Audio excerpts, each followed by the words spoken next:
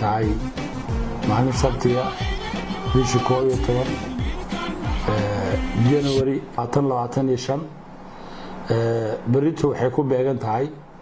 sanad guuradii asaaskii SSC Khaatumo waxaan rajeynayaa marka koowaad waxaan leeyahay ambaliyo ummadda iyo shacabka SSC Khaatumo meel kasta joogaan sidoo kale ummadda Soomaaliyeed ee nagala qayb galaysa iyagana waxaan leeyahay ambaliyo waxaan jecelahay inaan mid u gudbiyo shacabka SSC Khaatumo meel kasta ay joogaan inay ilaaliyaan amniga inay ilaaliyaan dawladnimada inay ilaaliyaan sharciga iyo kala dambeynta xuquuqda shacabku leeyahay waxa weeyaan dawladdu waa shacabka dawladda iskale sida daraadeed waxaan jecelahay rajeynayaa inay amniga nagala shaqeeyaan ilaaliyaan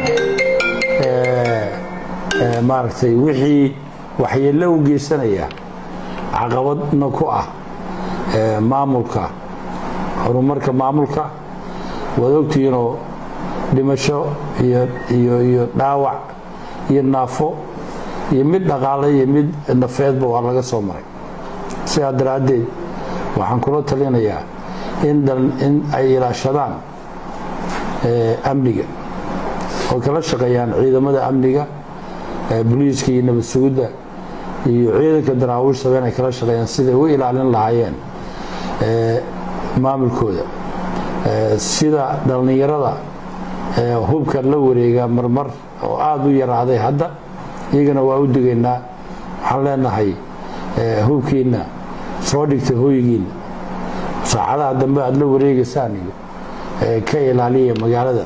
si bilicdii iyo amnigii magaaladu idinka lumin